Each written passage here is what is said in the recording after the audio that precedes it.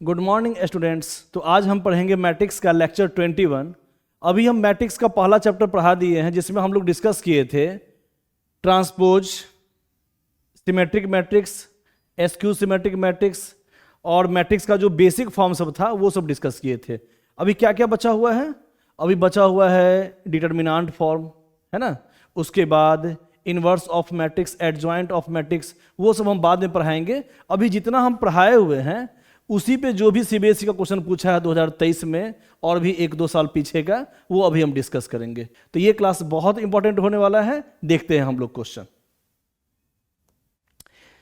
तो क्वेश्चन सब जो भी सीबीएसई में पूछ रहा है मैट्रिक्स का पहला चैप्टर, मैट्रिक्स में भी 4 चैप्टर हम लोग को पढ़ना है। एक बेसिक मैट्रिक्स जिसमें हम लोग सिमेट्रिक, एसक्यू सिमेट्रिक, ट्रांसपोज, उसके अलावा भी है पीरियोडिक मैट्रिक्स, इनवॉल्यूटिव मैट्रिक्स, है ना, ऑर्थोगोनल मैट्रिक्स, ये सब होता है। ये फर्स्ट चैप्टर में आता है। सेकेंड चैप्टर में हम लोग क्या पढ़ते हैं? डिटर्मिनेंट। और थर्ड चैप्टर में adjoint and inverse of A matrix. और फोर्थ चैप्टर में सॉल्यूशन ऑफ सिस्टम। तो अभी फर्स्ट चैप्टर हम पढ़ाए हैं, उसी पे जो भी क्वेश्चन पूछा हुआ है सीबीएसई का वो हम लोग अभी देखेंगे, ठीक है। तो जैसे ये क्वेश्चन कैसे डिस्कस करेंगे, कैसे बनाया जाए, सब एकदम आसान पूछता है। पहले ही बताए थे सीबीएसई में जो भी क्वेश्चन पूछ रहा है अब पहले से लेवल बहुत घटा दिया है, बहुत इजी क्वेश्चन पूछता है। तो कैसे बनाया जाए ध्यान देना। ये एमसीक्यू है, ऑब्जेक्टिव क्वेश्चन है। एक्स और वाई का वैल्यू निकालना है। तो यहां एक्स मल्टीप्लाई 1 2, तो दोनों एलिमेंट में मल्टीप्लाई हो जाएगा। तो 1 इंटू एक्स एक्स, और यहां हो जाएगा 2x प्लस यहां भी y से दोनों एलिमेंट में मल्टीप्लाई होगा, हो जाएगा 2y 5y is equal to 4 9, है ना। फर्स्ट को फर्स्ट के साथ जोड़ दो तो x plus 2y, 2x plus 5y is equal to 4 9। अब सीधा सॉल्व कर देना है। First element is equal to first element और second element is equal to second element, ठीक है। फर्स्ट एलिमेंट आ गया है यहां पे x plus 2y is equal to 4 और 2x plus 5y is equal to 9। अब एक्स वाई का वैल्यू निकालना है। देखते हैं, इस इक्वेशन में 2 से मल्टीप्लाई कर दें, ये हो जाएगा 2x और 2x कट जाएगा, माइनस करेंगे तो यहां बनेगा 4y माइनस 5y, वो हो जाएगा माइनस वाई। 4 2 जा 8, 8 माइनस 9 माइनस 1, तो y इज इक्वल टू 1 और y इज इक्वल टू 1 इसमें पुट कर दो पहला में, तो 4 माइनस 2y उधर जाएगा तो 4 माइनस 2y। y का वैल्यू 1 पुट कर दो तो 2 4 माइनस 2 2, मतलब x इज इक्वल टू 2 और y is equal to 1। x is equal to 2, y is equal to 1, ठीक है। तो सब बेसिक क्वेश्चन सब है, उसको हम लोग अभी डिस्कस करेंगे। अब सेकेंड क्वेश्चन देखना कैसे बनाया जाए। 2a plus B is a null matrix. Null matrix का मतलब क्या होता है? इम्प्टी मैट्रिक्स जिसका सारा एलिमेंट जीरो हो। तो 2a प्लस बी को 0 से इक्वेट कर दो। 2a plus B is equal to 0 matrix. 2a, 2 से a के सारे एलिमेंट में मल्टीप्लाई करना है ना, 2a लिखा हुआ है। तो 2 से सब में मल्टीप्लाई करेंगे तो 2 3 जा 6, 2 4 जा 8, 2 5 जा 10, 2 2 जा 4 और प्लस b। अच्छा, b नहीं दिया हुआ है, ठीक है। और ये 0 मैट्रिक्स है तो b इज इक्वल टू कितना हो जाएगा? ये उधर जाएगा माइनस में, 6 8 10 4, है ना। 0 माइनस दिस फॉर्म, तो यही फॉर्म बचेगा। 0 में से कुछ भी घटाएंगे तो वही फॉर्म बचेगा, है ना। 0 हट जाएगा तो बच गया -6, और माइनस अंदर ले जाएंगे तो कौन सा इक्वेशन आ जाएगा? देख लो, माइनस अंदर जाएगा तो -6 -8 -10 -4, तो ऑप्शन आ जाएगा बी, सेकेंड ऑप्शन, ठीक है, सेकेंड ऑप्शन। आगे बढ़ते हैं। अगला question, question number 3। A is a square matrix और ए स्क्वायर इज इक्वल टू ए दिया हुआ है। तो हमको वैल्यू निकालना है दिस फॉर्म किसके बराबर है, ठीक है। देखते हैं क्वेश्चन नंबर 3। आई प्लस ए का स्क्वायर, स्क्वायर का मतलब आई plus A into I plus A minus 3a, multiply करते हैं i into I, I square plus i into A I A plus a into I A I plus A into A square minus 3a। और सबको पता है आई का property, आई का power कितना भी रहेगा पॉजिटिव इंटीजर वो आई ही से रिप्रेजेंट होगा, आई ही के बराबर होगा। और a मल्टीप्लाई आई करो या आई मल्टीप्लाई ए करो, आई हट जाता है ना, तो आई मल्टीप्लाई ए में ए ही होगा और ए मल्टीप्लाई ए आई में भी ए ही होगा, आई हट जाता है। और ए स्क्वायर इक्वल टू दिया हुआ है ए, तो माइनस में 3a और ये तीनों मिला के प्लस में 3a, तो प्लस 3a माइनस 3a 0 हट गया, आई आंसर आ गया। ठीक है, क्वेश्चन नंबर 4, बस इसका मल्टीप्लीकेशन बताना है। सब इजी क्वेश्चन सब है, एकदम आसान आसान क्वेश्चन सब पूछ रहा है। a minus B B A, तो कैसे मल्टीप्लाई करते हैं, फर्स्ट रो से फर्स्ट कॉलम में a into A square plus B square, first row से सेकेंड कॉलम में करो तो minus A B plus A B है ना, इससे इसमें करेंगे तो minus A B plus A B वो 0 हो जाएगा। अब सेकेंड रो से फर्स्ट कॉलम में करेंगे तो minus A B plus A B 0। अब सेकेंड रो से सेकेंड कॉलम में करेंगे minus into minus plus B square, अब plus A into A square, यही आंसर हो जाएगा। देख लो कौन सा ऑप्शन है, ए ऑप्शन। ठीक है, आगे बढ़ते हैं। हाँ, क्या दिया हुआ है, a प्लस बी का whole square is equal to A square plus B square. ये सारा जो भी क्वेश्चन दिया हुआ है सब पहले हम डिस्कस करवा चुके हैं थ्योरी वाले लेक्चर में, है ना, जो भी पीछे का लेक्चर भेजे हुए हैं, अगर उसको देख लोगे तो कोई दिक्कत ही नहीं होगा, है ना। ठीक है, चलो इसको सॉल्व करते हैं। A and B are a square matrix of same order, same order होगा तभी तो यहाँ अभी मल्टीप्लाई कर सकते हैं। ठीक है, अगर सेम ऑर्डर रहेगा तो कभी भी मल्टीप्लाई कर सकते हैं। ठीक है, तो a प्लस बी का होल स्क्वायर क्या होता है, अगर मान लो फॉर्मूला नहीं याद है तो a plus B into A plus B कर लो। ए स्क्वायर का मतलब ही होता है 2 बार मल्टीप्लाई, तो जब फॉर्मूला नहीं पता हो तो हम बेसिक से बना लेंगे a plus B into A plus B. वैसे इसका फॉर्मूला हम बताए हुए हैं a प्लस बी का whole square, A square plus B square plus A B plus B A, लेकिन चलो बेसिक से बनाते हैं, बात बराबर है। a into A square, A into B A B plus B into A B A plus B into B B A square, A square B square कट गया। ठीक है, और यही बच गया, है ना। यहां ए बी बी ए तो बराबर होता नहीं है, हम जानते हैं ना कि मैट्रिक्स फॉर्म में कॉम्यूटेटिव लॉ को फॉलो नहीं करता है, इसलिए सीधे ए प्लस बी का whole square A square plus B square plus 2ab नहीं लिख सकते हैं, क्योंकि कोई जरूरी नहीं है कि ए बी बी ए हमेशा बराबर ही हो, है ना। इसीलिए हम इसको इसी फॉर्म में लिखते हैं। फॉर्मूला का जो फॉर्म होता है ए प्लस बी का होल स्क्वायर मैट्रिक्स फॉर्म में, वो होता है A square plus B square plus A B plus B ए।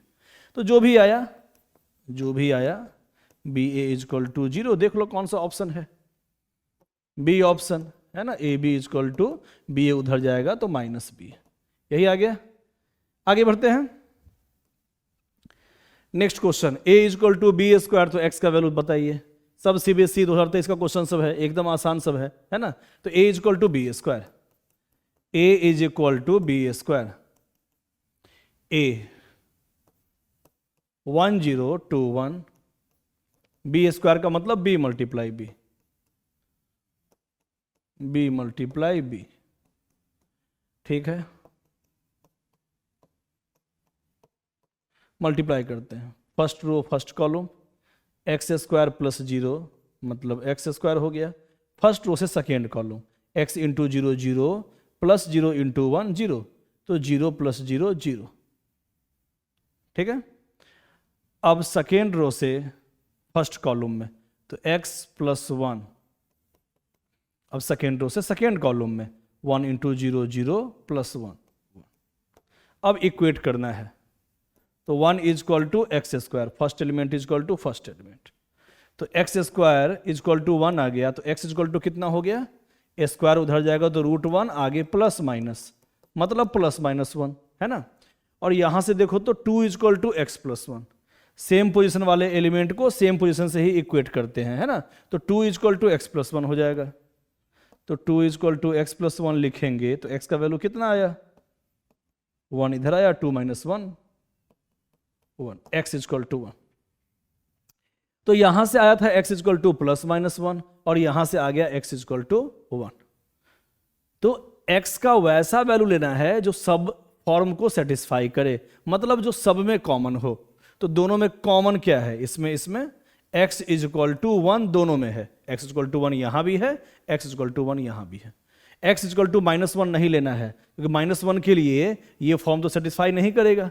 अगर x is equal to minus 1 put कर देंगे तो minus 1 plus 1 0, 0 is equal to 2 नहीं होगा, सही है ना। इसीलिए हम लोग हमेशा x का यहां कॉमन वैल्यू लेते हैं। तो कॉमन वैल्यू है x इज इक्वल टू 1, तो ऑप्शन हो जाएगा सी। ठीक है, आगे बढ़े। अगला question, this form is equal to this form, then the value of a plus B minus C plus 2d। देखा जाए सीबीएसई 2022 का क्वेश्चन है, तो first element is equal to first element फिर से कर दो, 2a plus B is equal to 4। अब ए बी वाला ही दूसरा इक्वेशन बताना, पहले ए बी का काम कर लिया जाए। तो 2a plus B is equal to 4 और a minus 2b is equal to -3, a minus 2b is equal to -3। ठीक है, पहले ए बी निकाल लो। तो ए बी निकालते हैं, फर्स्ट को 2 से मल्टीप्लाई कर देते हैं और जोड़ देते हैं दोनों इक्वेशन को। तो plus 2b minus 2b cut गया, यहां आ गया 4a प्लस a 5a, 4 2 जा 8, 8 minus 3 5, a is equal to 5/5 कितना आ जाएगा 1। तो a इज इक्वल टू 1 आ गया, तो b इज इक्वल टू कितना हो जाएगा, b is equal to 4, 2a उधर जाएगा तो -2a, 4 माइनस 2 2, मतलब a is equal to 1, b is equal to 2। अब c और d वाला फॉर्म देखो, तो यहां 5c minus d is equal to 11 और यहां से आ गया 4c plus 3d is equal to 24। अब इसको सॉल्व करते हैं। ठीक है, इसको 3 से अगर मल्टीप्लाई कर देंगे तो यहां हो जाएगा -3d और यहां +3d, तो यहां प्लस का काम कर लेते हैं। ठीक है, यहां हो जाएगा -3d अब +3d, जब जोड़ेंगे तो दोनों हट जाएगा और यहां बच जाएगा 5 3 15 15c अब प्लस 4c हो जाएगा 19c, है ना, 15c प्लस 4c 19c। और यहां 11 3 जा 33 प्लस 24, तो यहां 19c इज इक्वल टू 57, तो c इज इक्वल टू 57/19 3 आ जाएगा। तो c आ गया, अब d का वैल्यू निकाल लेते हैं, d। तो फर्स्ट इक्वेशन से देखो 5c 11 को इस साइड कर दो तो 5c माइनस 11 और माइनस d को उस साइड ले जाओ तो प्लस d, तो d इज इक्वल टू हो जाएगा, c का वैल्यू था 3, तो 5 3 जा, है ना, c वैल्यू पुट करेंगे 3, तो 5 3 जा 15, 15 minus 11, d is equal to हो जाएगा 4। अब a plus b minus c plus 2d का वैल्यू निकालना है। a का वैल्यू कितना है, a is equal to 1, b is equal to 2, c is equal to 3 और d इज इक्वल टू 4, 4 2 जा 8, कितना आ जाएगा आंसर, +3 -3 हट गया, 8 आंसर आ गया। ठीक है, आगे बढ़ते हैं। अगला क्वेश्चन, हाँ ध्यान देना, स्टूडेंट कभी कभी इसमें कंफ्यूज करता है, तो देख लेते हैं हम लोग क्या कह रहा है इस क्वेश्चन में। एक मैट्रिक्स फॉर्म है aij 3/3। ध्यान देना, इस क्वेश्चन में स्टूडेंट फंस जाता है कभी कभी, इसलिए है तो बेसिक क्वेश्चन, एकदम बेसिक क्वेश्चन, लेकिन फिर भी फॉर्म सब अच्छे से समझना जरूरी है। तो देखते हैं कैसे बनाया जाए। a is equal to aij, order है 3/3, इसको कैसे लिखते हैं फॉर्म में, हम बताए थे, कभी भी एलिमेंट का नाम दे दे aij और ऑर्डर दे दे तो उसको पहले अच्छे से लिखते कैसे हैं। इसको लिखते हैं हम लोग ऐसे, a11 a12 a13 a21 a22 a23 a31 a32 a33, है ना, क्योंकि ये उसका पोजीशन का रैंक है, एक तरह से कह सकते हैं। 1 1 का मतलब फर्स्ट रो फर्स्ट कॉलम, 1 2 का मतलब ये ऐसा एलिमेंट है जो फर्स्ट रो में है और सेकेंड कॉलम में है 1 2। 1 3 का मतलब फर्स्ट रो, हॉरिजॉन्टल लाइंस होता है रो और वर्टिकल लाइंस होता है कॉलम, तो ये पहला रो में है और थर्ड कॉलम में है, इसलिए इसका रैंक 1 3। तो हम लोग ऐसे रिप्रेजेंट करते हैं एलिमेंट को। जब भी ए के फॉर्म में, बी के फॉर्म में कुछ दिया हुआ हो, आई जे वाला फॉर्म, तो हम लोग ऐसे ही लिखते हैं, है ना। जहाँ पे आई का वैल्यू ये है और जे का वैल्यू ये है। आई का मतलब नंबर ऑफ रो होता है और जे का मतलब नंबर ऑफ कॉलम यहाँ पे होगा। अब यहाँ पे एलिमेंट का वैल्यू दिया हुआ है, ये सब एलिमेंट है, ए आई जे का फॉर्म है सारा, है ना, ए आई जे का फॉर्म है, जहाँ पे आई इज इक्वल टू पहला वाला और जे इज इक्वल टू दूसरा वाला। पहला वाला नंबर ऑफ रो को रिप्रेजेंट करता है और दूसरा वाला नंबर ऑफ कॉलम को रिप्रेजेंट करता है, ठीक है। तो देखते हैं इसको कैसे हम लोग देखें, यहीं पे अब ध्यान से देखना है, बहुत इजी है, भारी तो नहीं है। अब देखना ध्यान से, जैसे A11 का वैल्यू क्या होगा, A11 का वैल्यू बताना। 11 का मतलब यहां I और J बराबर है, तो जब I और J बराबर होता है तो AIJ का वैल्यू लेना है 5। ध्यान देना, इसका वैल्यू क्या होगा, 11 का मतलब यहां I वाला पार्ट है ना, यहां I वाला पार्ट और J वाला पार्ट बराबर है, तो IJ जब बराबर होता है तो AIJ का वैल्यू हमेशा 5 ही लेना है, 5 ही लेना है। ए अगर हम पूछें A22, ध्यान देना A22, यहां हम ले रहे हैं सब इक्वल वाला। जब I is equal to J हो तो 22 भी इक्वल है, I है 2 और J है 2, तो जब भी इक्वल रहेगा I और J तो उसका वैल्यू 5 ही लेना है डायरेक्ट। इसका मतलब A33 भी 5 ही लेंगे क्योंकि I और J यहां भी इक्वल है, ठीक है। अब यहां देखना ये सब क्या क्या लिखा हुआ है। अगर हम पूछे तुमसे AIJ में I का वैल्यू J से कम है, I का वैल्यू J से कम है, तो ध्यान देना इसका मतलब A12 आ गया, A13, A23। ऐसा कौन कौन सा इसमें एलिमेंट है जिसमें I का वैल्यू कम हो और J का वैल्यू ज्यादा हो, 1 2 1 3 2 3, है ना, यही तीनों एलिमेंट। तो जब भी I का वैल्यू कम हो और J का वैल्यू ज्यादा हो तो उसका लेना है फॉर्म ये वाला, ठीक है। यहां पे कौन सा लिए थे, यहां लिए थे 5, AIJ इक्वल टू 5 था, है ना, ऑलवेज 5 था यहां पे, AIJ equal to always 5 constant form दिया हुआ था।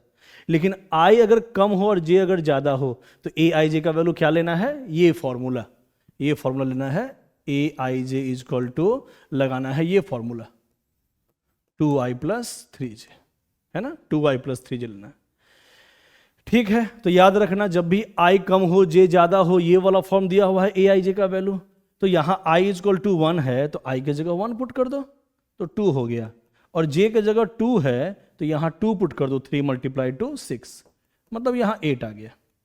अब 1 3, I के जगह पे 1 है तो I की जगह 1 पुट करेंगे तो 2 हो जाएगा, और J की जगह 3 लिखा हुआ है तो J की जगह 3 पुट कर दो, 3 मल्टीप्लाई 3 9 हो जाएगा, 9 प्लस 2 11।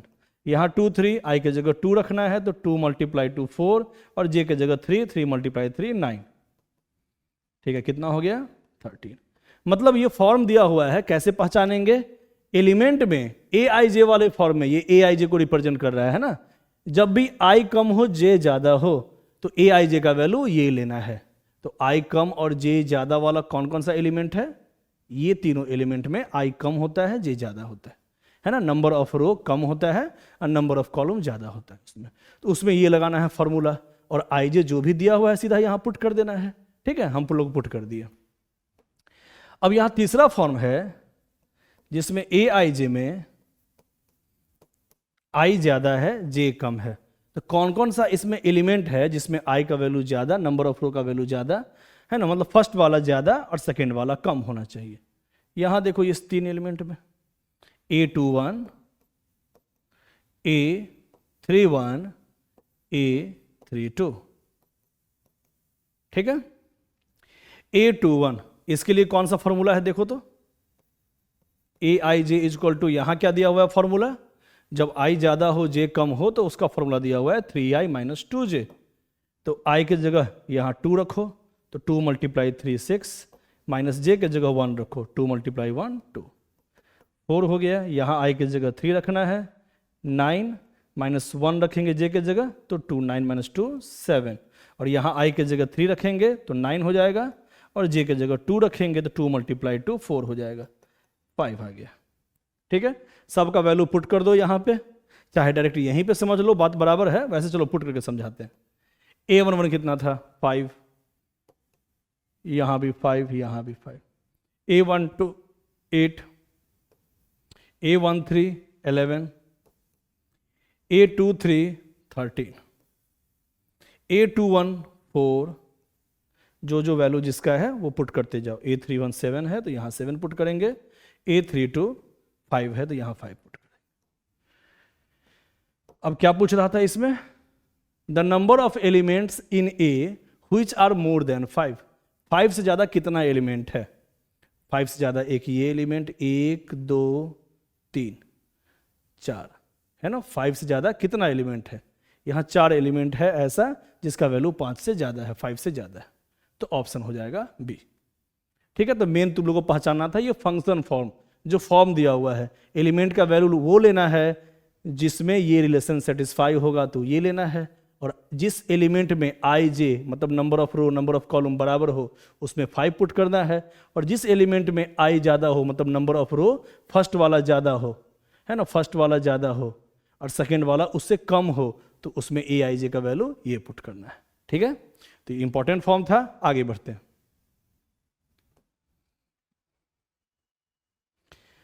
हाँ, ये तो आसान है, ए का वैल्यू दिया हुआ है, के ए का वैल्यू दिया हुआ है और निकालना है यहाँ के का वैल्यू, के का वैल्यू ए का और बी का, के ए बी तीनों का वैल्यू यहां निकालना है।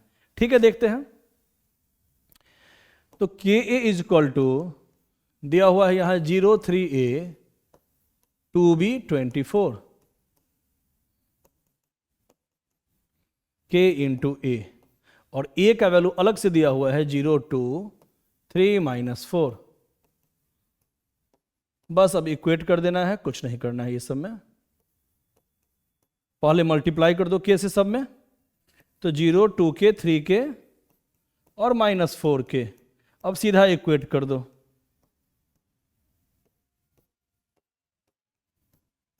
ठीक है, अब इक्वेट करते हैं। तो सबसे पहले एक काम करो, के का वैल्यू निकाल लो, क्योंकि के का सारे फॉर्म में दिया हुआ है मल्टीप्लीकेशन, है ना। तो के इज इक्वल टू अगर ए वाला फॉर्म अगर हम लेंगे, है ना, second element is equal to second element, तो के का वैल्यू तो निकालना ही पड़ेगा, तभी तो ए का वैल्यू निकलेगा। इसलिए पहले अकेला जिसमें वेरिएबल है पहले उसका काम सॉल्व कर लेते हैं। तो -4k is equal to 24, -4k is equal to 24, है ना। तो इसका मतलब k इज इक्वल टू कितना हो गया, 24/-4 -6 हो जाएगा। k का वैल्यू निकल गया।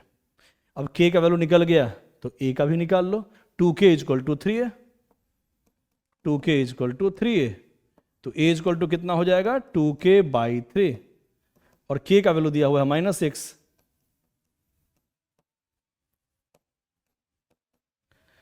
-4। ठीक है, अब ठीक उसी प्रकार 3k is equal to 2b लिख दो, 3k is equal to 2b, तो b इज इक्वल टू कितना हो जाएगा 3k/2, k का वैल्यू -6 पुट कर दो फिर से, 2 3 जा 6, तो यहां हो गया -9, मतलब k का वैल्यू -6, फिर a का वैल्यू बताना है, a का वैल्यू -4, तो -6 -4, और b का वैल्यू 9 -9। ठीक है ना, k a b, तो k का वैल्यू -6, a का वैल्यू -4 और b का वैल्यू -9, ऑप्शन हो जाएगा b। ठीक है, आगे बढ़ते हैं। Next form, A is a square matrix, फिर से कुछ उसी टाइप का फॉर्म दिया हुआ है ना, IJ वाला फॉर्म।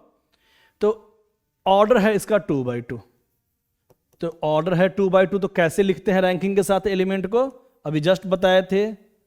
फर्स्ट एलिमेंट का मतलब first row first column, first row और सेकेंड कॉलम, तो 1 2, यहां A21 और यहां A22 बताए थे ना।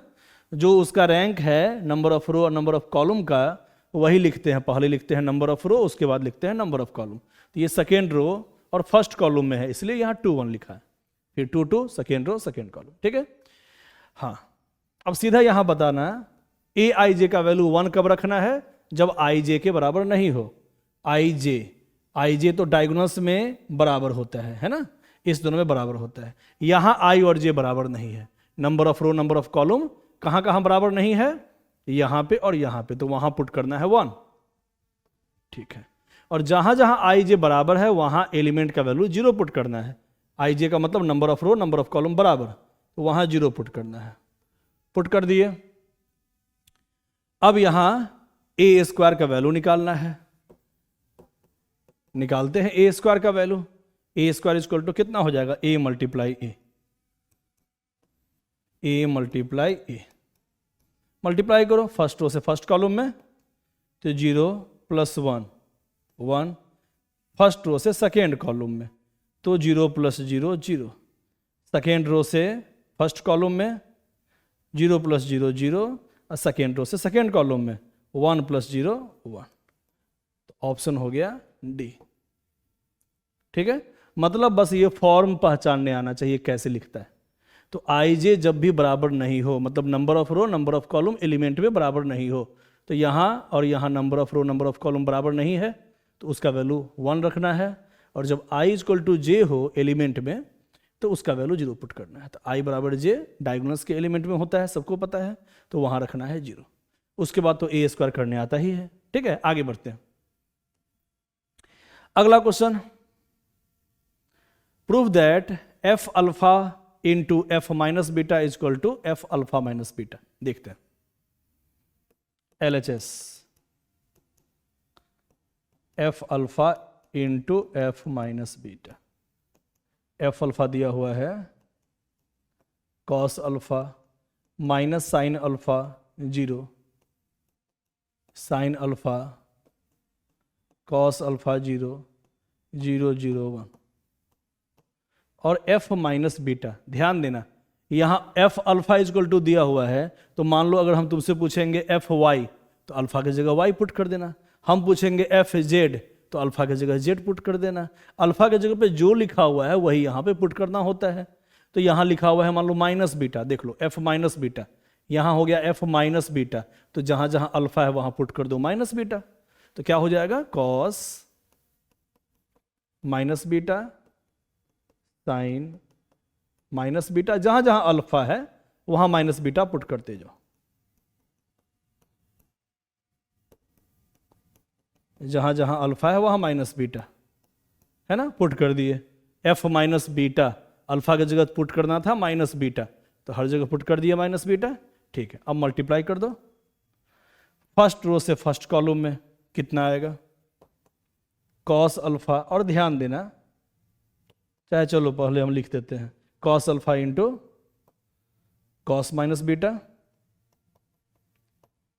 फिर इससे इसमें करेंगे मल्टीप्लाई, तो minus sine alpha into sine minus beta, फिर plus 0।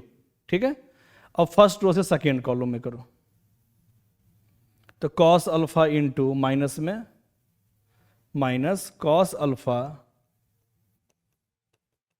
Into sine minus beta, है ना।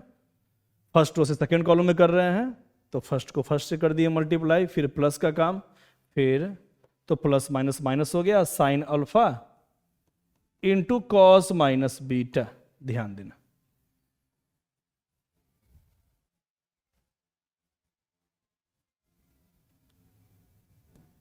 हाँ, फर्स्ट रो से फर्स्ट कॉलम में कर दिए, फर्स्ट रो से सेकेंड कॉलम में, तो minus cos alpha sine minus beta और minus sine alpha cos minus beta, और इससे इसमें करेंगे तो वो तो 0 आएगा। फिर फर्स्ट रो से थर्ड कॉलम में करो, तो cos alpha into 0 0 plus 0 plus 0 0 लिखा जाएगा। ठीक है, हाँ, अब सेकेंड रो से फर्स्ट कॉलम में करो, तो sine alpha into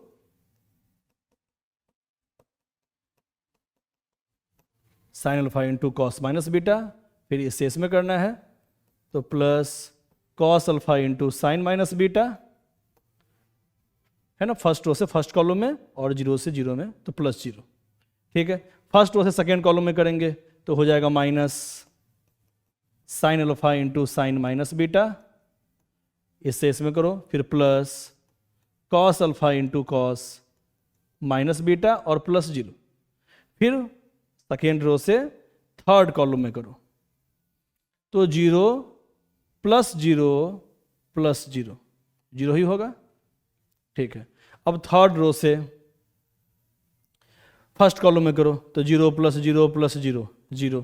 third row से सेकेंड कॉलम में करो तो zero plus zero plus zero. ठीक है, जीरो जीरो आ गया है ना। थर्ड रो से इसमें किए हैं तो जीरो आया है, थर्ड रो से सेकेंड कॉलम में किए हैं तो जीरो आया है, और थर्ड रो से थर्ड कॉलम में करेंगे तो जीरो प्लस वन, यहां वन आ जाएगा। ठीक है, अब मेन है यहां पे ट्रिग्नोमेट्री का फॉर्मूला। ठीक है, तो एक चीज तो मालूम होना चाहिए कि cos minus theta cos theta ही होता है, और sine minus theta minus sine theta होता है। इसका मतलब यहां कॉस माइनस बीटा लिखो या डायरेक्ट कॉस बीटा लिखो, कोई अंतर नहीं पड़ेगा, है ना। कॉस माइनस बीटा की जगह पे हम कॉस बीटा लिख रहे हैं क्योंकि दोनों सेम होता है। जहां पे भी कॉस है कॉस माइनस बीटा या प्लस कॉस बीटा लिखो, बात बराबर है। माइनस लिखो अंदर में या प्लस लिखो, उससे कोई अंतर नहीं पड़ता है। ठीक है, और साइन में जहां जहां माइनस है, साइन माइनस थीटा होता है माइनस साइन थीटा, तो इस माइनस को बाहर लिख देंगे तो माइनस माइनस प्लस हो जाएगा। यहां पे भी साइन माइनस बीटा, ये माइनस बाहर आएगा तो यहां हो जाएगा माइनस का साइन, है ना। इसको हटा दिए मतलब प्लस हो गया, हटाने का मतलब प्लस हो गया, तो माइनस को हटा के यहां लगा दिए। यहां पे भी ये माइनस बाहर आ जाएगा तो हो जाएगा माइनस माइनस प्लस, ये हट जाएगा। अब साइन प्लस बीटा लिखो या साइन बीटा लिखो, बात बराबर है। ये भी माइनस साइन माइनस बीटा होता है माइनस साइन बीटा, तो इसका भी माइनस बाहर निकल जाएगा तो ये हो जाएगा प्लस, ये हट जाएगा, माइनस से प्लस बन गया एक तरह से। ठीक है, अब सीधा ट्रिग्नोमेट्री के फॉर्मूला पे आ गया।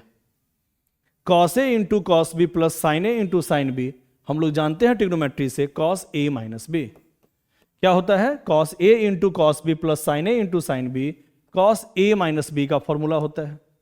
ठीक है, यहां पे sine A into cos B minus cos A into sine B, sine A minus B, इसको हम ए मान रहे हैं, इसको हम बी मान रहे हैं, तो क्या बोलेंगे sine A into cos B minus cos A into sine B, sine A minus B का formula.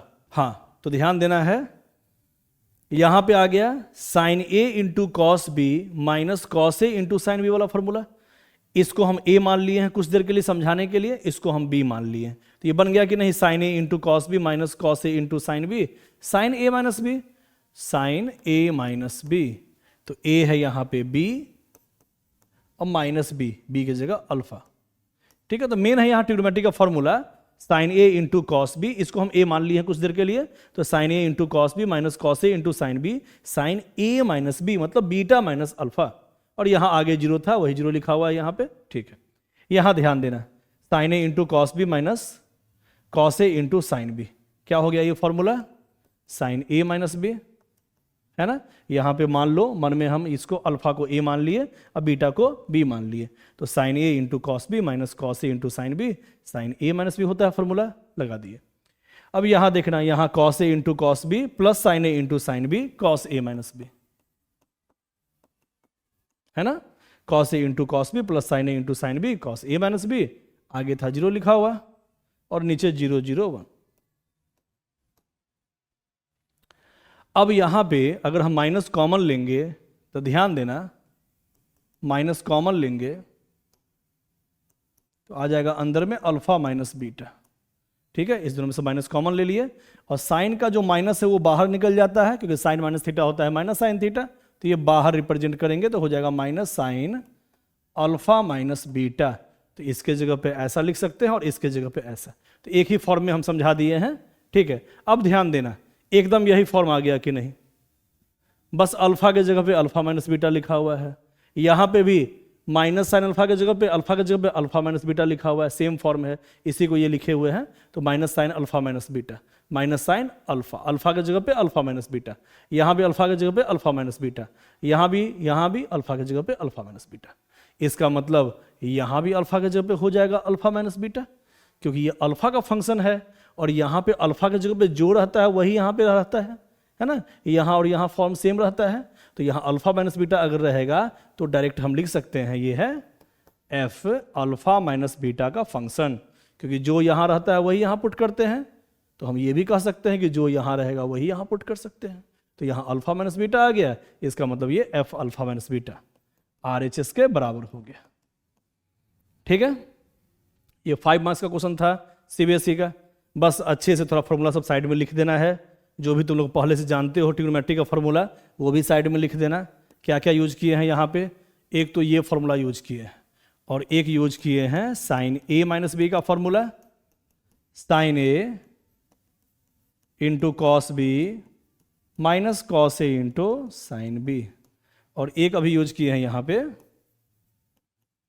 Cos A minus B का फॉर्मूला,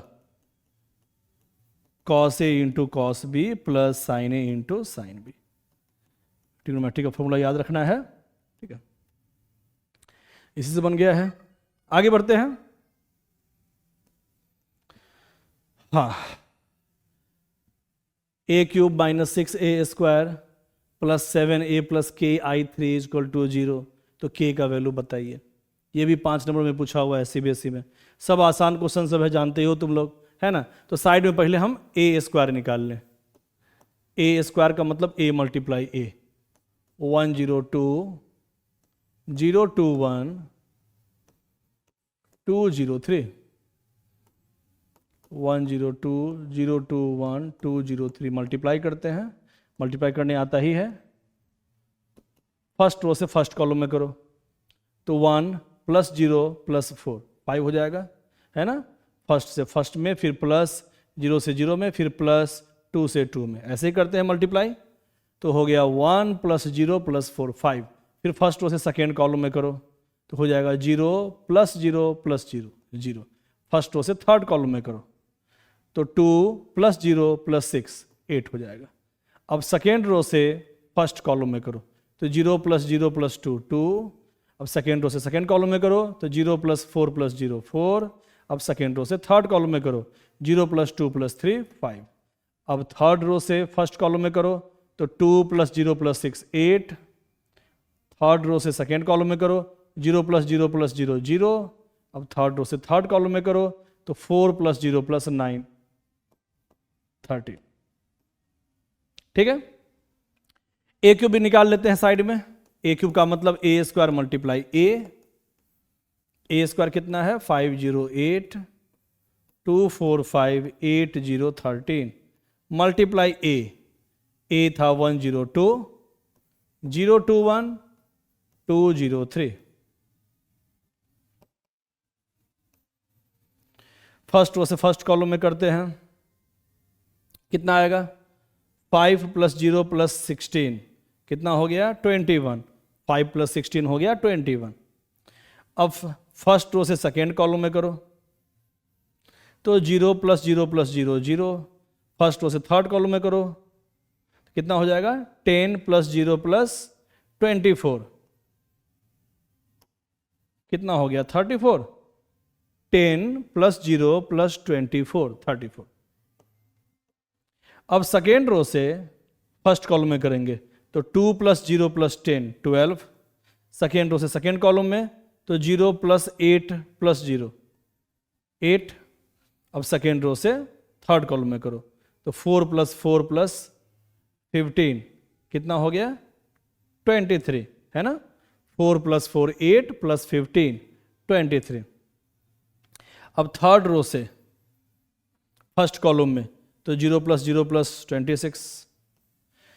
थर्ड रो से सेकेंड कॉलम में तो 0 प्लस 0 प्लस 0 0। अब थर्ड रो से थर्ड कॉलम में तो 16 plus 0 plus 39 कितना हो गया 55, है ना। 16 प्लस 0 प्लस 39 तो 55 हो गया। ठीक है। ए क्यूब निकाल लिए, ए स्क्वायर निकाल लिए, वैल्यू पुट कर दो, के का वैल्यू आ जाएगा, है ना। ये सब तो हम लोग देखे हुए हैं क्वेश्चन, बस थोड़ा लेंदी है। A cube minus 6a square plus 7a plus के आई 3 का मतलब ऑर्डर दिया हुआ है 3/3, है ना। इसका ऑर्डर 3/3 है। आइडेंटिटी मैट्रिक्स है जिसका ऑर्डर 3/3 है, और ये जीरो मैट्रिक्स है, इसका सारा एलिमेंट जीरो है। ए क्यूब कितना आया है 21 0 34 12 8 23 26 0 55। 6a स्क्वायर से ए स्क्वायर में मल्टीप्लाई करते हैं, तो यहाँ ए स्क्वायर निकाले हैं, सब में 6 से मल्टीप्लाई कर दो तो हो जाएगा 6a स्क्वायर। तो 6 से करेंगे तो 6 पंचे 30, 0 6 8 48,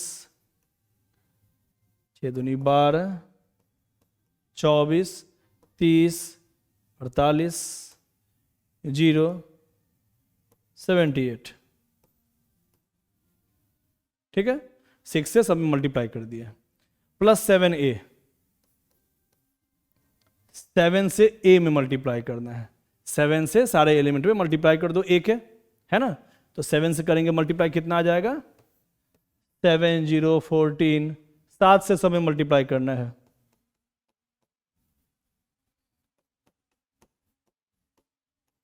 कर दिए 7 से मल्टीप्लाई सब में। हाँ, आगे देखते हैं। अब यहां क्या लिखा हुआ था, के multiply identity matrix of order 3 by 3, मतलब 1 0 0 0 1 0 0 0 1 is equal to zero matrix. बाद में लिख देंगे जीरो मैट्रिक्स का मतलब सारा एलिमेंट जीरो हो। ठीक है, अब यहां पे देखो क्या क्या हो गया, 21 माइनस 30 कितना हो गया 21 माइनस 30। अगर करेंगे तो चलो हम दो को एक साथ कर लेते हैं काम, और इस दो को एक साथ, या चारों को एक साथ भी कर सकते हैं, कोई दिक्कत नहीं है। तो 21 माइनस 30 माइनस 9, 0 माइनस 0 0, 34 माइनस 48 कितना हो जाएगा minus 14, 12 minus 12 0, 8 minus 24 minus 16, 23 minus 30 minus 7, 26 minus 40 minus 14, 0,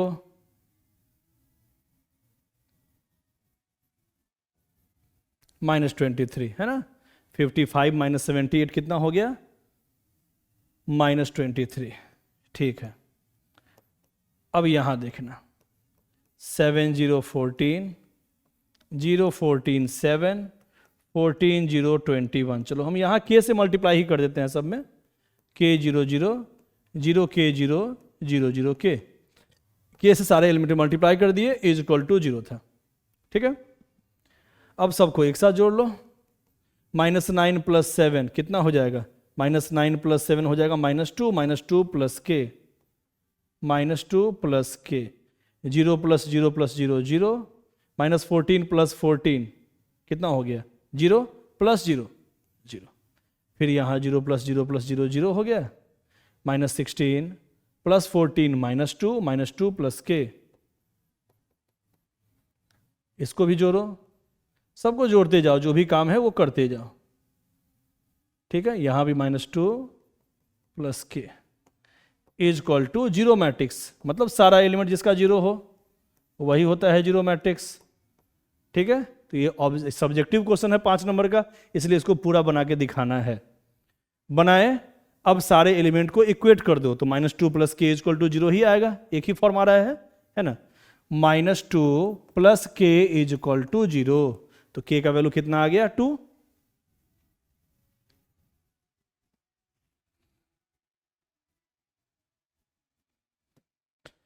है ना, -2 प्लस के इक्वल टू 0, तो k बराबर 2। तो ये 5 मार्क्स का क्वेश्चन पूछा हुआ है सीबीएसई में पिछले साल, है ना। ठीक है, आगे बढ़ते हैं। नेक्स्ट क्वेश्चन क्या दिया हुआ है, a equal to this form, a equal to a transpose, तो बताना है x और y का वैल्यू, यही दिया हुआ है ना। ठीक है, तो a equal to a transpose सबको पता है, a बराबर a ट्रांसपोज कब होता है, जब सिमेट्रिक मैट्रिक्स होता है, मतलब डायगोनल्स के ये 1 2 वाला जो एलिमेंट है, फर्स्ट और सेकेंड कॉलम वाला एलिमेंट, वो 2 1 वाले एलिमेंट के बराबर होना चाहिए, मतलब ऑप्शन हो जाएगा बी, है ना। या डायरेक्ट ये काम कर दो, अगर नहीं समझ में आ रहा है, याद नहीं है सिमेट्रिक फॉर्म अच्छे से, तो ये भी काम कर सकते हो। वैसे सिमेट्रिक में हम लोग जानते हैं जब भी ए ट्रांसपोज के बराबर हो, इसका मतलब ए सिमेट्रिक मैट्रिक्स होता है, और सिमेट्रिक मैट्रिक्स में यहाँ वाला एलिमेंट इक्वल होता है। यहाँ वाला एलिमेंट का मतलब 1 2 A I J is equal to A J I element, जो 1 2 रैंक पे है और जो 2 1 रैंक पे है वो इक्वल होगा। ठीक है, जो 1 3 पे वो 3 1 पे जो होगा वो इक्वल होगा, लेकिन यहाँ पे तो 2 by 2 का ही दिया हुआ है, तो यहाँ पे सिर्फ यही एलिमेंट इसके बराबर हो सकता है। तो हम कह सकते हैं x equal to y, option B. लेकिन चलो बना लेते हैं पूरा, अगर नहीं समझ में आ रहा है ठीक से तो देख लो। ए बराबर क्या दिया हुआ था 5x y 0, और इसका ट्रांसपोज, ट्रांसपोज का मतलब फर्स्ट रो को फर्स्ट कॉलम में लिखो और सेकेंड रो को सेकेंड कॉलम में लिखो, उसके बाद इक्वेट कर दो। तो क्या आ गया x equal to y, y equal to x, मतलब एक ही फॉर्म आ रहा है बार बार, x इक्वल टू वाई, तो ऑप्शन हो जाएगा अभी। ठीक है, आगे बढ़े। हाँ, ए का ऑर्डर दिया हुआ है 3/4 और बी का ऑर्डर नहीं दिया हुआ है, मान लेते हैं m/n, और क्या पूछ रहा है कि a डैश बी और ए बी डैश दोनों का दोनों डिफाइंड हो। पहले भी इसको हम लोग देखे थे, है ना, इस क्वेश्चन को हम लोग पहले भी एक बार डिस्कस कर चुके हैं, लेकिन देख लेते हैं फिर से। तो कह रहा है यहां पे क्वेश्चन में कि a का जो ऑर्डर है वो 3/4 है, b का ऑर्डर नहीं दिया हुआ है तो मान लिए हम m/n, इसके बाद दिया हुआ है a डैश b और ए बी डैश, ये दोनों का दोनों फॉर्म जो है वो डिफाइंड फॉर्म है, मतलब मल्टीप्लाई करने लायक है, मल्टीप्लाई कर सकते हैं। ठीक है, तो हमको बताना है ऑर्डर ऑफ बी, बी का जो ऑर्डर माने हम खुद से m/n, वो ऑर्डर क्या है यही बताना है। ठीक है, तो सबको पता है कि a डैश, a का अगर ऑर्डर 3/4 है तो a के ट्रांसपोज का ऑर्डर क्या होता है, उल्टा हो जाता है ना, प्रॉपर्टी में लिखवाए हुए हैं, a का ऑर्डर अगर जो भी रहेगा a ट्रांसपोज का उसका उल्टा कर दो, रो वाला कॉलम पे चला गया और कॉलम वाला रो पे आ गया, तो हो गया ये 4/3, और b का ऑर्डर माने हुए हैं m/n। ठीक है, दो मैट्रिक्स का मल्टीप्लाई कब कर सकते हैं, जब फर्स्ट का नंबर ऑफ कॉलम और सेकेंड का नंबर ऑफ रो बराबर हो। तो फर्स्ट का नंबर ऑफ कॉलम 3 है और सेकेंड का नंबर ऑफ रो m है। ठीक है, अब ये भी डिफाइंड है, तो ऑर्डर a का दिया हुआ था क्या 3/4, और b का ऑर्डर अगर हम m/n माने हुए हैं तो b डैश का ऑर्डर क्या हो जाएगा n/m, n/m, और दो का मल्टीप्लाई कब संभव है, जब फर्स्ट का नंबर ऑफ कॉलम और सेकेंड का नंबर ऑफ रो बराबर हो। इसका मतलब 4 इक्वल टू n, तो ऑर्डर जो माने हुए थे b का m/n, तो यहां m आ गया है 3 और n आ गया है 4, मतलब b का ऑर्डर होगा 3/4, ऑप्शन नंबर ए। ठीक है, आगे बढ़ते हैं। अगला क्वेश्चन, a मैट्रिक्स दिया हुआ है तो a मल्टीप्लाई a ट्रांसपोज क्या होगा, a multiply a transpose, a दिया हुआ है 1 2 3 और a ट्रांसपोज, ट्रांसपोज का मतलब रो को कॉलम वाइज लिख दो। इसमें स्टूडेंट हमेशा कंफ्यूज करता है, जब भी number of row number of column एक होता है ना, नंबर ऑफ रो यहाँ पे 1 ही है, यहाँ नंबर ऑफ कॉलम 1 ही है, तो बच्चा यहाँ कंफ्यूज कर जाता है। तो इसको आराम से जैसे बताए थे वैसे ही देखना है हमेशा। कैसे करते हैं मल्टीप्लाई, फर्स्ट रो से फर्स्ट कॉलम में, है ना, पहला का रो वाइज और दूसरे का कॉलम वाइज, ऐसे ही मल्टीप्लाई होता है। तो जब इस तीनों का इस तीनों के साथ करेंगे मल्टीप्लाई, तो 1, फिर बीच में प्लस का साइन, +4, 2 × 2 4 +9, 3 × 3 9। आगे तो है ही नहीं यहाँ पे और कॉलम जो आगे लिखा था, तो यहाँ एक ही रो से एक ही कॉलम में करेंगे और बीच में तो प्लस का साइन होता है, मतलब इतना ही भी बात खत्म हो जाएगा, है ना। क्योंकि वैसे भी देखो वेरीफाई कर लो, इसका ऑर्डर है 1/3, फर्स्ट रो 3 कॉलम, 1 रो 3 कॉलम, और इसमें 3 रो और 1 कॉलम। तो जब भी मल्टीप्लाई करते हैं तो जो पहला का नंबर ऑफ रो और दूसरे का जो नंबर ऑफ कॉलम होता है वही इसका भी नंबर ऑफ रो और नंबर ऑफ कॉलम होता है, आंसर का भी। तो इसीलिए ये एक ही फॉर्म बनेगा, एक ही एलिमेंट फॉर्म बनेगा मैट्रिक्स का। यहाँ 14 1/1, ठीक है, यहाँ 14 लिखा हुआ है, 1 4 नहीं है, यहाँ पे 14 है, ठीक है, तो डी ऑप्शन हो जाएगा। आगे बढ़ते हैं। b dash a dash is equal to, सब आसान क्वेश्चन सब है एकदम, वही भर दिया है पूरा। b डैश, चलो b का ट्रांसपोज क्या होगा, फर्स्ट रो को फर्स्ट कॉलम में लिखो और सेकेंड रो को सेकेंड कॉलम में। ट्रांसपोज का मतलब यही होता है रो को कॉलम वाइज लिखना, फर्स्ट रो को फर्स्ट कॉलम में, सेकेंड रो को सेकेंड कॉलम में। मल्टीप्लाई a ट्रांसपोज, इसका भी ट्रांसपोज कर दो, फर्स्ट रो फर्स्ट कॉलम और सेकेंड रो सेकेंड कॉलम। वैसे ये सिमेट्रिक मैट्रिक्स है, जैसे भी लिखोगे बात बराबर है, लेकिन चलो कोई बात नहीं, ए सिमेट्रिक फॉर्म था तो उससे अभी मतलब नहीं है। ए का ट्रांसपोज है, फर्स्ट रो को फर्स्ट कॉलम में लिख दिए, सेकेंड रो को सेकेंड कॉलम में लिख दिए। अब सीधा मल्टीप्लाई कर दो, फर्स्ट रो से फर्स्ट कॉलम में करेंगे तो 1 + 0 1 आ जाएगा, फर्स्ट रो से सेकेंड कॉलम में करेंगे तो 0 + 0 0 हो जाएगा। ठीक है, अब सेकेंड रो से फर्स्ट रो में तो 1 + 0 1, सेकेंड रो से सेकेंड कॉलम में तो 0 + 0 0, तो आंसर हो जाएगा बी। ठीक है, आगे बढ़ते हैं। 17 क्या दिया हुआ है, a + a dash is equal to √3 × i। a + a dash is equal to √3 × i। तो हमको वैल्यू निकालना है x का, और x का जो वैल्यू है वो 0 से π/2 के बीच में लेना है। 0 से 90 डिग्री के बीच में ही एंगल लेना है। ये x जो एंगल का फॉर्म है उसका वैल्यू आना चाहिए 0 से 90 के बीच में, और ये इक्वेशन दिया हुआ है, तो इसी से हम लोग सॉल्व करेंगे। चलो सॉल्व करते हैं। a दिया हुआ है cos x sin x minus sin x cos x, और a डैश मतलब a का ट्रांसपोज का मतलब फर्स्ट रो को फर्स्ट कॉलम में लिखो और सेकेंड रो को सेकेंड कॉलम में लिखो। i का मतलब 1 0 0 1। ठीक है, प्लस का काम करना है तो cos + cos 2 cos x plus sin x minus sin x 0 minus sin x plus sin x 0 cos + cos 2 cos x।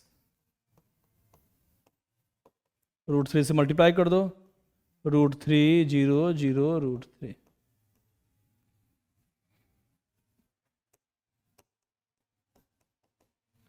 तो अब इक्वेट कर दो, x का वैल्यू आ जाएगा, तो 2 cos x is equal to √3।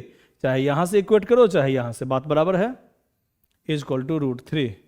तो cos x is equal to √3/2। तो x का वैल्यू कितना हो जाएगा, ये एंगल सबको पता है, x इज इक्वल टू क्या लेंगे तो आ जाएगा √3/2। 30 डिग्री, cos 30 होता है √3/2, 30 का मतलब π/6। ठीक है, 180/6 30 डिग्री। तो ऑप्शन हो गया यहाँ पे x का वैल्यू हमको लेना था फर्स्ट क्वाड्रेंट में 0 से 90 के बीच में। तो सबको पता है cos 30 इज इक्वल टू √3/2 होता है। ठीक है, आगे बढ़ते हैं।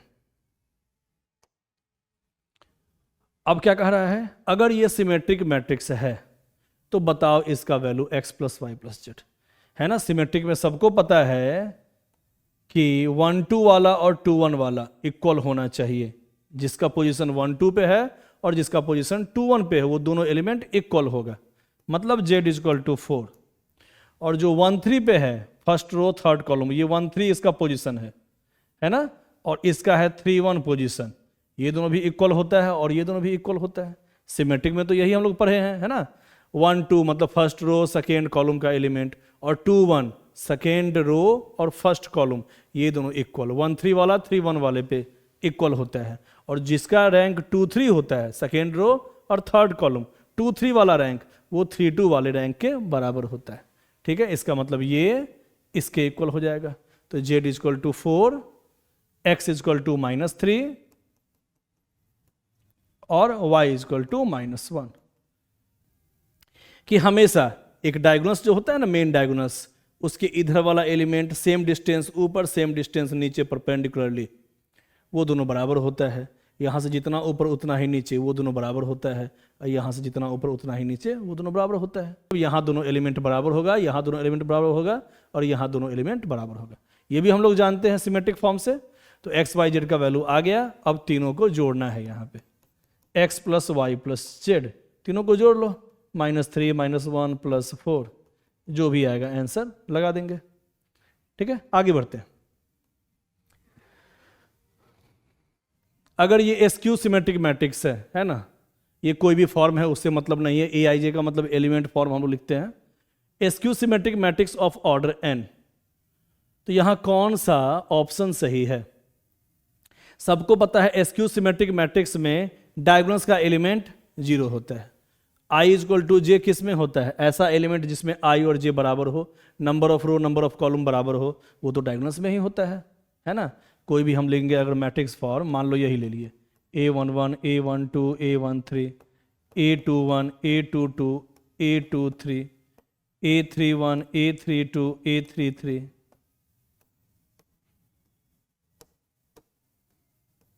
ठीक है। तो हमको पता है कि डायगोनल्स का जो एलिमेंट है वो एसक्यू सिमेट्रिक मैट्रिक्स में 0 के बराबर होता है। और इस तीनों एलिमेंट में ध्यान से देखो तो number of row number of column बराबर होता है। ठीक है, डायगोनल्स के एलिमेंट में हमेशा number of row number of column बराबर होता है। जो मेन डायगोनल्स होता है उसमें number of row number of column बराबर होता है। तो सबको पता है कि i इक्वल टू जे इसी तीनों एलिमेंट में है, number of row number of column बराबर। उस समय एलिमेंट का वैल्यू क्या लेना है? 0। तो ये तो 0 होता ही एसक्यू सिमेट्रिक मैट्रिक्स में, सबको पता है ना। और ये भी पता है एसक्यू सिमेट्रिक मैट्रिक्स में कि यहाँ वाला एलिमेंट के बराबर होता है, लेकिन अपोजिट साइन के साथ। यहाँ वाला एलिमेंट बराबर होता है, मैग्नीट्यूड इक्वल होता है, लेकिन अपोजिट साइन होता है। यहाँ भी मैग्नीट्यूड इक्वल होता है, लेकिन अपोजिट साइन होता है। और एसक्यू सिमेट्रिक मैट्रिक्स में यहाँ जो भी एलिमेंट होगा जिसमें i इक्वल टू जे हो, number of row number of column बराबर हो, मतलब डायगोनल्स का एलिमेंट, उसका वैल्यू 0 होता है। ये तीसरा ऑप्शन सही दिया हुआ है। आगे बढ़ते हैं।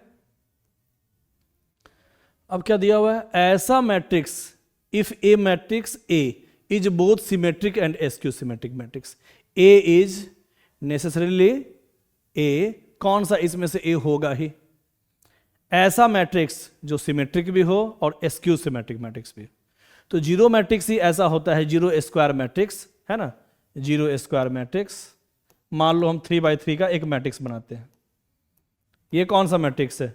ये सिमेट्रिक भी कह सकते हैं, बराबर है, यहाँ भी इक्वल है, यहाँ भी। और इसको एसक्यू सिमेट्रिक मैट्रिक्स भी कह सकते हैं, क्योंकि ए I J minus A J आई के बराबर होना चाहिए। तो 0 रहे चाहे -0 रहे, बात बराबर है। इसलिए ए अगर सिमेट्रिक मैट्रिक्स भी है और एसक्यू सिमेट्रिक मैट्रिक्स है तो A must be 0 square matrix. ठीक है, आगे बढ़ते हैं। Express the matrix this as a sum of symmetric matrix and skew symmetric matrix. इसको हमको एक्सप्रेस करना है सिमेट्रिक प्लस एसक्यू के फॉर्म में। तो इसका फॉर्मूला हम बताए हुए हैं डायरेक्ट। किसी भी स्क्वायर मैट्रिक्स को अगर सिमेट्रिक प्लस एसक्यू के फॉर्म में लिखना हो, symmetric matrix plus SQ symmetric matrix, ये बोर्ड में हमेशा क्वेश्चन आता है ना। और स्टूडेंट इसका फॉर्मूला भूल जाता है, इसको याद रखना है अच्छे से। कभी भी ऐसा क्वेश्चन दे कि एक मैट्रिक्स को सिमेट्रिक प्लस एसक्यू के फॉर्म में लिखना है, तो सिमेट्रिक फॉर्म होता है यहाँ पे half into A plus A transpose, और एसक्यू हो जाता है half into A minus A transpose. ये पहले भी पढ़ चुके हैं हम लोग फॉर्मूला, ठीक है।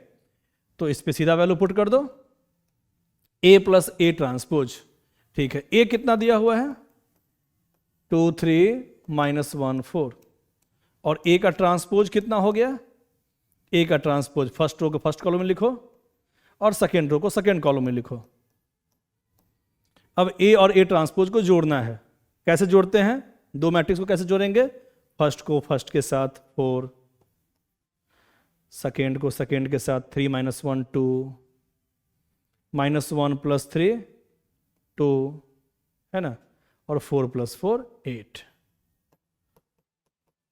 और यहां ए में से ए ट्रांसपोज को माइनस करो, 2 - 2 0, 3 - +1 3 + 1 4,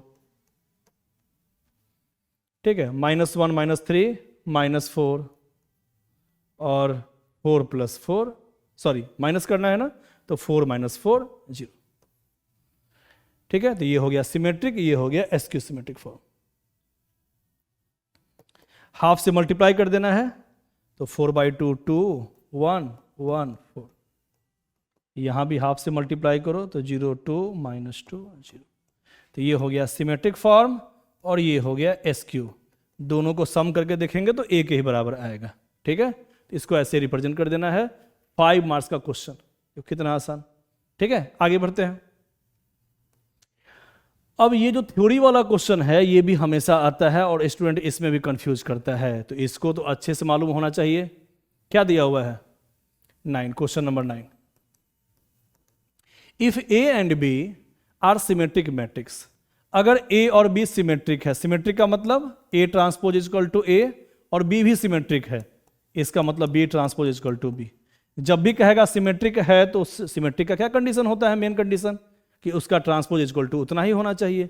जिस फॉर्म का कहेगा, जिस फॉर्म मैट्रिक्स का कहेगा कि ये सिमेट्रिक मैट्रिक्स है, तो उसका मतलब ही हुआ वो टोटल फॉर्म का ट्रांसपोज इक्वल टू उतना ही होना चाहिए। जैसे यहाँ कह दिया ए सिमेट्रिक है, मतलब ए टी इक्वल टू ए, ये दिया हुआ है क्वेश्चन में बी भी दिया हुआ है कि सिमेट्रिक है, मतलब B transpose equal to B, ये गिवन है। और हमको प्रूफ करना है, prove that A B plus B A is symmetric. हमको प्रूफ करना है इतना इज ए सिमेट्रिक मैट्रिक्स। इसका मतलब A B plus B A का transpose is equal to A B plus B A. कभी भी कहेगा हमको सिमेट्रिक प्रूफ करना है, मतलब इस पूरे का फॉर्म सिमेट्रिक फॉर्म होना चाहिए। इसका क्या मतलब हुआ, उस टोटल का ट्रांसपोज इज इक्वल टू वो टोटल फॉर्म होना चाहिए। ठीक है, तो प्रूफ करते हैं। ये पहले भी हम बता चुके हैं, ये सब LHS A B plus B A का ट्रांसपोज। तो ट्रांसपोज का प्रॉपर्टी हम लोग जानते हैं, फर्स्ट और सेकेंड अगर प्लस में हो या माइनस में, उसका ट्रांसपोज किसके बराबर होता है, फर्स्ट का ट्रांसपोज प्लस सेकेंड का ट्रांसपोज। माइनस रहेगा तो माइनस है ना, सेकेंड का ट्रांसपोज। और अगर ए मल्टीप्लाई बी का ट्रांसपोज कोई पूछे, इसका मतलब होता है सेकेंड का ट्रांसपोज बी का ट्रांसपोज इंटू ए का ट्रांसपोज। ये प्रॉपर्टी हम लोग पढ़ चुके हैं पहले से, उसी पे यहां पे लगा दो। इसको फर्स्ट मैट्रिक्स मान लो, इसको सेकेंड, तो फर्स्ट प्लस सेकेंड का ट्रांसपोज, फर्स्ट का ट्रांसपोज प्लस सेकेंड का ट्रांसपोज। ठीक है, फिर लगा देना है second property, A multiply B का ट्रांसपोज क्या होगा, सेकेंड वाला का ट्रांसपोज इंटू फर्स्ट वाला का ट्रांसपोज। यहां पे भी बी इंटू ए का ट्रांसपोज, कभी भी दो का ट्रांसपोज रहेगा मल्टीप्लाई में तो पहले लिखना है सेकेंड का ट्रांसपोज फिर फर्स्ट मैट्रिक्स का ट्रांसपोज। यहां भी सेकेंड का ट्रांसपोज पहले लिख दो फिर फर्स्ट मैट्रिक्स का ट्रांसपोज। और यहां पहले से गिवन है A T is equal to A और B T is equal to B, तो पुट कर दो B T is equal to B, A T is equal to A. आ गया RHS। ए बी को पहले लिख देते हैं, बी ए को बाद में। ठीक है, तो ये सारा क्वेश्चन सब हम बता चुके हैं पहले भी, और इसमें ए बी माइनस बी ए वाला भी फॉर्म बताए हुए हैं कि उसमें प्रूफ करना होता है A B minus B A is skew symmetric matrix. तो एसक्यू का मतलब A B minus B A का transpose is equal to minus A B minus B A, है ना। इसके पिछले के पिछले जो ऑब्जेक्टिव क्वेश्चन बताए थे उसमें वो डिस्कस किए हुए हैं।